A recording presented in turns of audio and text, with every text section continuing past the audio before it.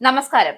അമേരിക്കയും ഇസ്രയേലും ചേർന്ന് ഇറാനെതിരെ ആരംഭിച്ച പ്രകോപനരഹിതമായ യുദ്ധം ഇപ്പോൾ അനിശ്ചിതത്വങ്ങൾ നിറഞ്ഞ ഒരു ഇടവേളയിൽ എത്തി നിൽക്കുകയാണ്. ട്രംപിന്റെ പ്രഖ്യാപനത്തിലൂടെ കണ്ടത് യഥാർത്ഥ വെടിനിർത്തലല്ല. ഇനിയും വ്യക്തതയില്ലാത്ത രണ്ടാഴ്ചത്തെ ഈ ഉടമ്പടി ഭാഗികവും അസ്ഥിരവുമാണ്. പ്രത്യേകിച്ച് ലെബനിലെ ഇസ്രയേൽ സൈനിക നീക്കങ്ങളും ഇനിയും തുടരുമെന്ന പ്രഖ്യാപനത്തിന്റെ പശ്ചാത്തലത്തിലാണത്. നിലവിലെ അവസ്ഥയെ സമാധാനമെന്ന് കരുതാൻ ഒരിക്കലുമാവില്ല.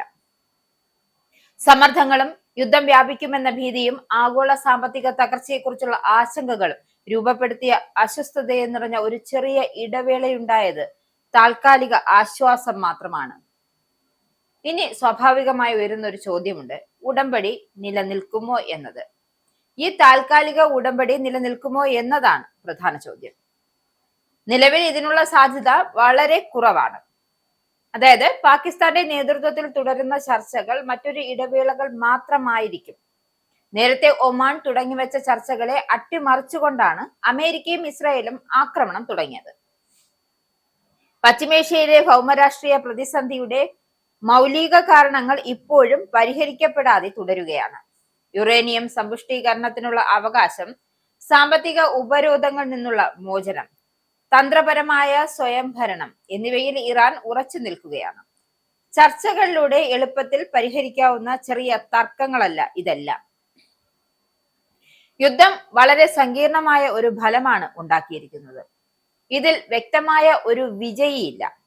ഇറാനെ ദുർബലപ്പെടുത്തുക, അവരുടെ ആണവ പദ്ധതികൾ തകർക്കുക, ഒരു ഭരണമാറ്റം തന്നെ കൊണ്ടുവരിക എന്നീ ലക്ഷ്യങ്ങളോടെയാണ് അമേരിക്കയും ഇസ്രയേലും രംഗത്തിറങ്ങിയത്. എന്നാൽ ഇതിലൊന്നും അവർ വിജയിച്ചില്ല എന്നതാണ് വാസ്തവവും. കുറേയേറെ നേതാക്കളെ വധിച്ചിട്ടുണ്ട് എങ്കിലും ഇറാന്റെ രാഷ്ട്രീയ സംവിധാനം ഇപ്പോഴും സുരക്ഷിതമാണ്.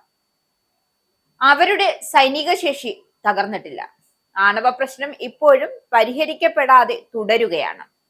അതേസമയം ഇറാന് വിജയം ആഘോഷിക്കുവാനും സാധിക്കുന്നില്ല. കാരണം അടിസ്ഥാന സൗകര്യങ്ങൾക്കും സമ്പദ് വ്യവസ്ഥയ്ക്കും വൻ നാശങ്ങളാണ് ഇറാൻ നേരിട്ടത്.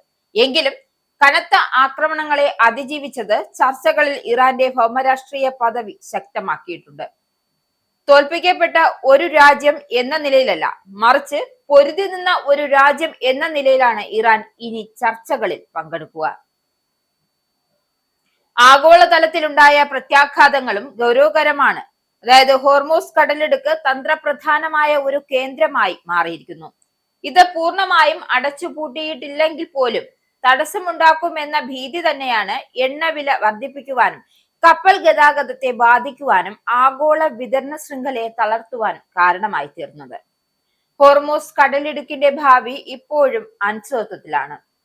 ഇതിൽ കൂടുതൽ നിയന്ത്രണം കൊണ്ടുവരാൻ ഇറാൻ ശ്രമിച്ചാൽ അത് ആഗോള ഊർജ വിപണിയെ തകിടം മറിക്കുകയും ടെഹ്റാന് ദീർഘകാല അടിസ്ഥാനത്തിൽ മേൽക്കൈ നൽകുകയും ചെയ്യും.